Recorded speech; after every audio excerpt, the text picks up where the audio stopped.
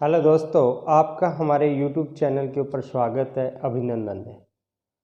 हम और आप मिलकर अधिगम के टॉपिक के ऊपर कई दिनों से परिचर्चा कर रहे हैं और इसी परिचर्चा को आगे बढ़ाते हुए लगभग हमारे अधिगम के ये यूनिट पूरी हो चुकी है। शायद इसके बाद में एक वीडियो और आ सकता है जिसे हम अधिगम क्षमता के ऊपर, बाकी अधिगम के ऊपर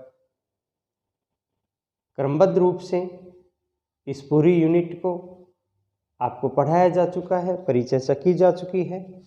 आज हम परिचर्चा लेके आए हैं जो कि अधिगम को प्रभावित करने वाले कारक। हमने अधिगम यानी लर्निंग किसको माना था? हमने कहा था कि व्यक्ति होता है और उसका वातावरण होता है। ये वातावरण व्यक्ति को प्रभावित करता है और व्यक्ति इस वातावरण के प्रति इंटरेक्शन करता है, यानी कोई ना कोई रेस्पॉन्स करता है। जब व्यक्ति के रेस्पॉन्स और वातावरण के मध्य एक इंटरेक्शन होता है, अंतःक्रिया होती है, उस अंतःक्रिया के परिणाम स्वरूप व्यक्ति के व्यवहार में परिवर्तन होता है और इस व्यवहारगत परिवर्तन को हम सीखना या अधिगम कहा था। तो आपको मोटा मोटा ये समझ में आया होगा कि जो लर्निंग जो है, ये प्रोसेस जो है, ये निर्वात में नहीं होता है। इसके लिए एक एटमॉस्फेयर, एक एनवायरनमेंट, एक वातावरण की ज़रूरत है। तो हम ये कह सकते हैं कि बालक जो भी लर्न करता है तो उसमें वातावरण की महत्वपूर्ण भूमिका होती है। तो अब हमें ये समझना है कि इस लर्निंग को, इस अधिगम की प्रक्रिया को प्रभावित कौन कौन करता है। तो एक तो कुछ ऐसे कारक हैं जो व्यक्ति, जो लर्नर है, उससे संबंधित है।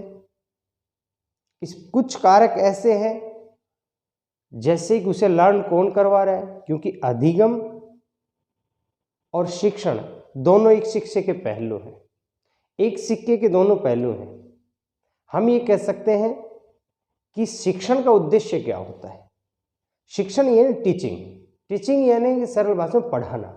मैं आपको पढ़ा रहा हूं तो पढ़ाने का उद्देश्य क्या है? पढ़ाने का उद्देश्य होता है जिनको पढ़ाया जाए वो लर्न करें, अर्थात अधिगम करें। तो इस प्रकार शिक्षण से क्या होगा? अधिगम होगा। परंतु कई बार शिक्षण से अधिगम हो जरूरी नहीं है, बिना शिक्षण के भी अधिगम हो सकता है। आप रास्ते में जा रहे हो, कोई व्यक्ति रेड बत्ती को क्रॉस कर रहा है, रेड बत्ती हो चुकी है फिर भी क्रॉस कर रहा है, उसका एक्सीडेंट हो गया। आप सीख गए कि कभी भी रेड बत्ती को क्रॉस नहीं करना चाहिए। तो वहां आपको सिखाने वाला कोई नहीं था, आपने स्वयं ने सीखा। तो मैं यही कह रहा हूं कि शिक्षण से अधिगम जरूर होता है, परंतु अधिगम शिक्षण के अलावा भी हो सकता है, अर्थात बिना शिक्षण के भी अधिगम हो सकता है। लेकिन मुख्य रूप से हम देखें तो शिक्षण और अधिगम दोनों एक पहलू हैं, एक सिक्के के दो पहलू हैं। तो उसी रूप में हम देखते हैं तो शिक्षार्थी यानी जो लर्नर है उससे संबंधित कुछ कारक है, वो भी अधिगम की प्रक्रिया को प्रभावित करते हैं। और कुछ कारक हैं साथियों कि जो कि खुद शिक्षक से संबंधित है और कुछ विषय वस्तु से संबंधित है। तो शिक्षण को प्रभावित करने वाले कारकों को हम मुख्य रूप से इन चार कैटेगरी में रखेंगे साथियों। अधिगम को प्रभावित करने वाले कारक: विद्यार्थियों से संबंधित कारक, अध्यापक से संबंधित कारक, विषय वस्तु से संबंधित कारक और प्रक्रिया से संबंधित कारक। तो इस प्रकार हमने चार कैटेगरी में बांट लिया, चार प्रकारों में।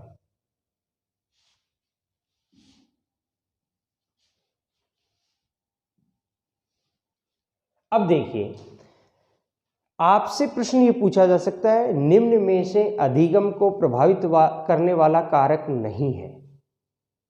यह प्रश्न पूछाएगा, निम्न में से अधिगम को प्रभावित करने वाला कारक है पूछा जाए तो उपयुक्त सभी आएगा। लेकिन कई बार इस क्वेश्चन को थोड़ा टिपिकल बनाएगा तो कहेगा अधिगम को प्रभावित करने वाला विद्यार्थी से संबंधित कारक है। तो विद्यार्थी से संबंधित कारक पूछा जाए तो केवल इनमें से आपको उत्तर देना है। अगर आ जाए अधिगम को प्रभावित करने वाले अध्यापक से संबंधित कारक कौन से हैं, तो इनमें से आपको उत्तर देना है। और अगर आ जाए अधिगम को प्रभावित करने वाले विषय वस्तु से संबंधित कारक कौन से हैं, तो उत्तर इनमें से होगा। अगर आ जाए अधिगम को प्रभावित करने वाले प्रक्रिया से संबंधित कारक कौन से हैं, तो इनमें से उत्तर आएगा। और अगर इन कैटेगरी में नहीं बांटे तो डायरेक्ट दे सकते हो। तो सबसे पहले हम एक एक पे बात करते हैं, विद्यार्थी से संबंधित कारक। क्योंकि जब हम शिक्षण की प्रक्रिया पढ़ेंगे तो शिक्षण, तो उसमें 3 थे साथियों। जॉन डीवी और एडम्स जो हैं वो इस प्रकार से बताते हैं, एक तो छात्र होगा यानी शिक्षार्थी होगा, एक होगा उसका पाठ्यक्रम होगा, पाठ्यक्रम सिलेबस, और एक होगा साथियों आपका शिक्षक। यानी शिक्षक और छात्र के मध्य इंटरेक्शन होता है शिक्षण में, लेकिन किसको लेकर होता है, पाठ्यक्रम को लेकर होता है। शिक्षक और छात्र के मध्य इंटरेक्शन होता है, इस इंटरेक्शन में जो मध्यस्थता की भूमिका निभाता है वो होता है सिलेबस यानी पाठ्यक्रम। तो सबसे पहले लिखते हैं विद्यार्थी से संबंधित कारक। तो देखिए साथियों, विद्यार्थी से संबंधित यानी जो लर्नर है उससे संबंधित कारक कौन, विद्यार्थी का शारीरिक व मानसिक स्वास्थ्य। जो स्टूडेंट है, जो लर्नर है, उसका शरीर भी स्वस्थ होना चाहिए और उसका मस्तिष्क भी स्वस्थ होना चाहिए। यानी शारीरिक रूप से और मानसिक रूप से वो स्वस्थ होगा तो वह सीखने के लिए ज़्यादा तत्पर होगा, यानी उसकी सीखने की इच्छा ज़्यादा होगी तो वह ज़्यादा सीख पाएगा। अगर उसका मानसिक और शारीरिक स्वास्थ्य खराब है, वो अस्वस्थ है, तो वह सीखने में उतना एक्टिव नहीं रहेगा, उतना तत्पर नहीं रहेगा। तो विद्यार्थी का शारीरिक और मानसिक स्वास्थ्य उसकी लर्निंग को यानी अधिगम को प्रभावित करता है। विद्यार्थी की मूलभूत क्षमता व योग्यता, जो लर्नर है हमारा, जो स्टूडेंट है, जो सीखने वाला है, उसकी जो पोटेंशियल कितनी है, उसमें कितनी योग्यताएं हैं, कितनी क्षमताएं हैं। अगर उसका मानसिक क्षमताएं ज़्यादा हैं तो वह ज़्यादा सीख पाएगा, अगर उसमें क्षमता ही कम है तो उतना ज़्यादा नहीं सीख पाएगा। यानी उसका आईक्यू लेवल भी निर्भर करेगा किस चीज़ को सीखने में। विद्यार्थी की महत्वाकांक्षा और उपलब्धि अभिप्रेरणा का स्तर करेंगे, इसमें स्थिर नहीं, स्तर।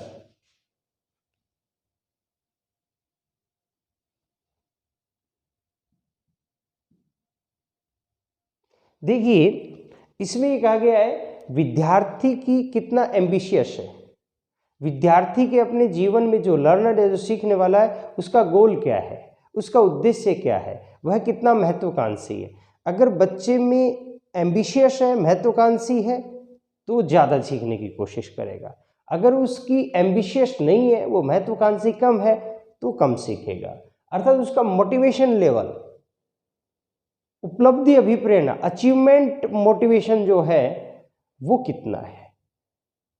अगर उपलब्धि अभिप्रेरणा का स्तर उसका उच्च है तो वो ज़्यादा सीखने का प्रयास करेगा, और अगर उसका उपलब्धि अभिप्रेरणा का स्तर निम्न है तो कम सीखने का प्रयास करेगा। यानी मोटिवेशन भी महत्वपूर्ण है। विद्यार्थी में अगर मोटिवेशन है तो वह ज़्यादा सीखेगा, और उसका मोटिवेशन कम है तो कम सीखेगा। यानी उसकी महत्वाकांक्षा और मोटिवेशन भी अधिगम की प्रक्रिया को प्रभावित करते हैं। इनका संबंध किससे, विद्यार्थी से है। विद्यार्थी का जीवन उद्देश्य, इसको कहते हैं लाइफ गोल। आपके जीवन में वो क्या बनना चाहता है, आखिर उसका जीवन का उद्देश्य क्या है। तो अगर उसका जीवन उद्देश्य स्पष्ट है और उसे पता है कि मुझे ये बनना है, और जो वो कार्य सीख रहा है उसको कार्य को सीखने में अगर उसका उद्देश्य को प्राप्त, जीवन उद्देश्य की प्राप्ति हो रही है, तो वह उस कार्य को जल्दी सीखना चाहेगा या सीखने के लिए तत्पर हो जाएगा। अगर उस कार्य से, उस ज्ञान से उसके जीवन उद्देश्य की पूर्ति होती दिखाई नहीं देती है, तब वह उसे सीखने के लिए उतना ज़्यादा तत्पर नहीं होएगा। अर्थात विद्यार्थी का जो जीवन उद्देश्य है वो भी सीखने की प्रक्रिया यानी अधिगम की प्रक्रिया को सीधे तौर पे प्रभावित करती है। इसी प्रकार अगला पॉइंट है साथियों, विद्यार्थी की तत्परता व इच्छा शक्ति। ये तो बहुत ज़्यादा जरूरी है। तत्परता यानी विद्यार्थी कितना अवेयर है, जितना अधिक जागरूक होगा, जितना अधिक अवेयर होगा, वह उतना ही अधिक तत्पर होगा सीखने के लिए, और जितना ज़्यादा तत्पर होगा उस बालक की उतना ही ज़्यादा सीख पाएगा। तो बालक की इच्छा शक्ति, उसकी तत्परता, उसकी सजगता भी अधिगम की प्रक्रिया को सीधे तौर पे प्रभावित करती है। तो ये कारक कौन से साथियों? जो लर्नर से संबंधित है, अर्थात विद्यार्थी से संबंधित है, सीखने वाले से संबंधित है। अब सिखाने वाला कौन होगा साथियों? अध्यापक। तो अब आ जाए शिक्षक से संबंधित कारक या अध्यापक से संबंधित कारक। विषय पर पूर्ण अधिकार, अगर जो टीचर पढ़ाने आ रहा है, बच्चों को सिखा रहा है, अगर उसकी अपने सब्जेक्ट के ऊपर पूरी मास्टरी है, उस पर पूरी पकड़ है, तब तो वह बच्चे को प्रभावी ढंग से शिक्षण करवा पाएगा और बच्चे भी उसे बहुत आसानी से समझ पाएंगे। अगर उसकी टीचर की ही स्पष्टता नहीं है, अपनी विषय वस्तु के ऊपर पकड़ नहीं है, क्लियरिटी नहीं है, तो वह उतना ज़्यादा प्रभावी शिक्षण नहीं करवा पाएगा और बच्चा उतना ज़्यादा सीख नहीं पाएगा। शिक्षण कला एवं कौशल। शिक्षण यानी पढ़ाना एक कला है, एक आर्ट है, और अगर इस आर्ट में, इस कला में शिक्षक निपुण है, इस कौशल की उसे बेहतरीन जानकारी है, अगर वह ट्रेंड है, प्रशिक्षित है, और इस प्रशिक्षण के द्वारा उसमें शिक्षण के कौशल का विकास हो चुका है, तो बच्चे ज़्यादा सीख पाएंगे। अगर उसका शिक्षण प्रभावी नहीं होगा, शिक्षण प्रभावी किस पे होगा? अगर उसे टीचिंग की स्टाइल आती है, पढ़ाना उसे आता है, शिक्षण की कला उस टीचर के अंदर है, तो उसका शिक्षण प्रभावी होगा और बच्चा ज़्यादा सीख पाएगा। अध्यापक का व्यक्तित्व में व्यवहार, ये बहुत ज़्यादा डिपेंड करता है कि जो टीचर है उसकी पर्सनालिटी कैसी है, वो एक्सटर्नल है या इंट्रोवर्ट है, या उसका व्यक्तित्व, उसके बोलने का ढंग, चलने का ढंग, अपनी बात को कहने का ढंग अगर बेहतरीन है तो सीधा बच्चे को क्या करता है? मोटिवेट करता है और बच्चे का ध्यान अपनी ओर आकृष्ट करता है, बच्चे की उस सब्जेक्ट में रुचि पैदा कर देता है टीचर। और अगर टीचर का व्यवहार डेमोक्रेटिक है तो बच्चों को सीखने के लिए इंकरेज करेगा, यानी प्रोत्साहित करेगा, बच्चों को सीखने के लिए बढ़ावा देगा उसका व्यवहार। अगर उसका डेमोक्रेटिक बिहेवियर नहीं है, लोकतांत्रिक व्यवहार नहीं है शिक्षक का, जैसे बच्चा कुछ क्वेश्चंस पूछता है उसको डरा के धमका के बैठा देता है, तो उस टीचर के सामने बच्चे सीखने के लिए तैयार नहीं होंगे, या उसकी सीखने की प्रक्रिया में बच्चे सहभागी नहीं बनेंगे। तो शिक्षक का व्यवहार और उसका व्यक्तित्व भी क्या करता है? अधिगम की प्रक्रिया को प्रभावित करता है। अध्यापक का मानसिक स्वास्थ्य का स्तर, मानसिक स्वास्थ्य का स्तर यानी कि अगर हेल्दी है, मेंटली रूप से हो, यानी मानसिक रूप से जो टीचर है वो स्वस्थ है, ठीक है, तो वह प्रभावी टीचिंग करवाएगा, और जब टीचिंग प्रभावी होगा तो बच्चे अच्छे से सीख पाएंगे। अगर उसका मानसिक रूप से वो स्वस्थ नहीं है, उसके व्यवहार में चिड़चिड़ापन है, उसके व्यवहार में झुंझलाहट है, उसके व्यवहार में क्रोध है, यानी मानसिक रूप से वो अस्वस्थ है, तो उसकी टीचिंग को वो सीधे तौर पे प्रभावित करेगा। और जैसे टीचिंग प्रभावित होगी तो बच्चे उतना ज़्यादा लर्न नहीं कर पाएंगे। अर्थात सीखने में अध्यापक का मानसिक स्वास्थ्य का जो स्तर है वह भी सीखने की प्रक्रिया को क्या कर रहा है साथियों? प्रभावित कर रहा है। अध्यापक द्वारा कक्षा में स्थापित अनुशासन अंतःक्रिया का स्तर, टीचर अपनी कक्षा में कैसा अनुशासन बना पाता है? एक तो डर पैदा कर दे, तो कई बार क्या है, डंडे के बल पर बच्चों को डराकर, चुप कराकर शिक्षण करवाया जाता है, जो कि मनोवैज्ञानिक नहीं है, जो कि साइकोलॉजी पे आधारित नहीं है। ये अवैज्ञानिक तरीका है, अमनोवैज्ञानिक तरीका है। अगर इस ढंग से, अगर डर की वजह से, खौफ की वजह से, दंड की वजह से अगर अनुशासन बनाया जा रहा है तो बच्चे ज़्यादा नहीं सीख पाएंगे।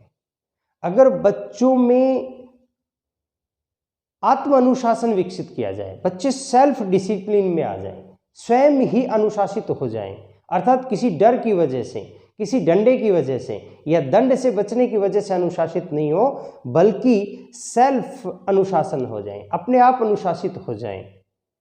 तो अगर इस रूप में अगर टीचर उन्हें अनुशासित कर रहा है तब तो वह सीखने में बच्चे ज़्यादा सीख पाएंगे, क्योंकि जितना ज़्यादा बच्चे के साथ इंटरेक्शन करता है टीचर, इंटरेक्शन अधिक होगा जिस क्लास में, उसमें अनुशासन भी बेहतर होगा, और इंटरेक्शन ज़्यादा होगा उसमें लर्निंग भी ज़्यादा होगी। तो देखिए, ये इंटरेक्शन कौन करवाएगा? इंटरेक्शन टीचर करवाएगा। तो इंटरेक्शन शिक्षण की एक प्रक्रिया है, एक प्रकार से देखें तो हम यहाँ देखेंगे ये सारे के सारे जो कारक हैं किससे संबंधित है? टीचर से संबंधित। जैसे प्रश्न आ जाए आप में से, निम्न में से अधिगम को प्रभावित करने वाला अध्यापक से संबंधित कारक नहीं है। एक होगा विषय पर पूर्ण अधिकार, शिक्षण कला एवं कौशल, एक आ जाए कक्षा में अंतःक्रिया का स्तर, 3 ऑप्शन, और एक आ जाए विद्यार्थी की मूलभूत क्षमता एवं योग्यता। तो इसका संबंध किससे हो गया? विद्यार्थी से, इसलिए क्वेश्चन का आंसर क्या बन जाएगा? यही बन जाएगी, क्योंकि ये कारक किससे संबंधित है? ये कारक हैं शिक्षक से संबंधित। अब आते हैं विषय वस्तु से संबंधित कारक। जिस कंटेंट को हम पढ़ाने जा रहे हैं, जिस टॉपिक को हम पढ़ाने जा रहे हैं, वो हमारी क्या होगी? विषय वस्तु होगी।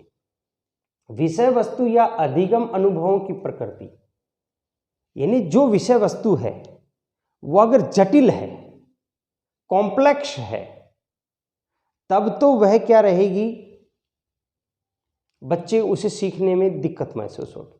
अगर वह सिंपल है, सिंपल टू कॉम्प्लेक्स है, यानी सरल से किस ओर बढ़ रही है? जटिलता की ओर बढ़ रही है, तो बच्चे उसे सीख जाएंगे। या यूँ कहें कि साथियों, अधिगम जो के अनुभव हैं वो कैसे हैं? कोई बात है, विषय वस्तु बोल दे, अधिगम के अनुभव बोल दो। अगर वह शुरुआत में जटिल है और फिर सिंपल हो रहे हैं तो बच्चा कम लर्न करेगा। अगर शुरुआत में वो सिंपल है फिर वो कॉम्प्लेक्स हो रहे हैं, यानी सरल से जटिल की ओर अधिगम अनुभव बढ़ रहे हैं, विषय वस्तु बढ़ रही है, तब तो बच्चा ज़्यादा सीखेगा। और कठिन से सरल की ओर बढ़ रही है तब बच्चा कम सीख पाएगा। और अगर सरल से कॉम्प्लेक्स की ओर बढ़ रही है तो बच्चा ज़्यादा सीख पाएगा। इसी प्रकार से देखते हैं विषय वस्तु या अधिगम अनुभव का चयन। शिक्षक किस विषय वस्तु का चयन कर रहा है? यानी अगर विषय वस्तु का चयन बच्चे के आसपास के वातावरण में से किया जाएगा, बच्चे को ऐसी चीज़ें सिखाई जाएं जो उसके एनवायरनमेंट में रहती हैं, तो बच्चा आराम से सीख पाएगा।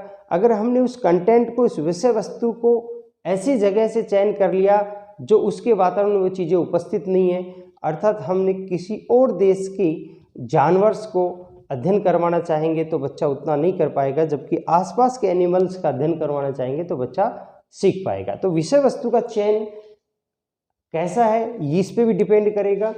विषय वस्तु या अधिगम अनुभव का आयोजन, हम उनको किस रूप में प्रस्तुत कर रहे हैं, हम जो अनुभव है हमारे या जो विषय वस्तु है उसको हम प्रस्तुत करने का तरीका, अगर प्रस्तुत सही ढंग से किया, व्यवस्थित रूप में किया, सीक्वेंस में किया, तो बच्चा ज़्यादा सीख पाएगा। और सीक्वेंस को फॉलो नहीं किया, अव्यवस्थित रूप में किया, तो बच्चा उतना ज़्यादा नहीं सीख पाएगा।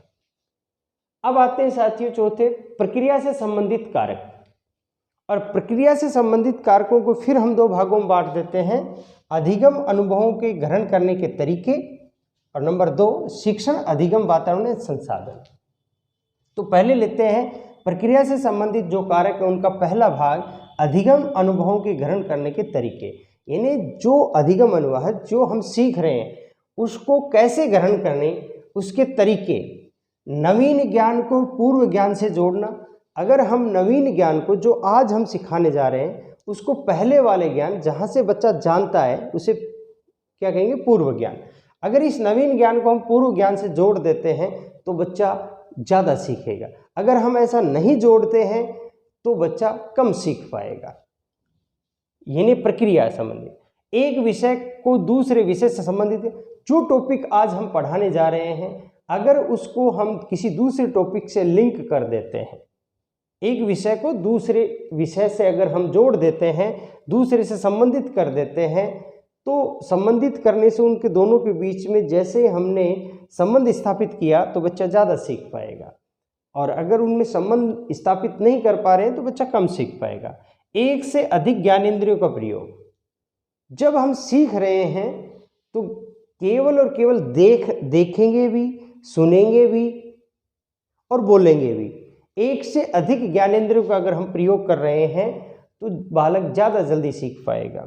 अभ्यास, कार्य एवं दोहराव, जितना अधिक हम उस बच्चे को प्रैक्टिस देंगे, प्रैक्टिस के लिए प्रैक्टिस वर्क देंगे, तो जितना अभ्यास कार्य देंगे बालक उतना ही ज़्यादा सीखेगा।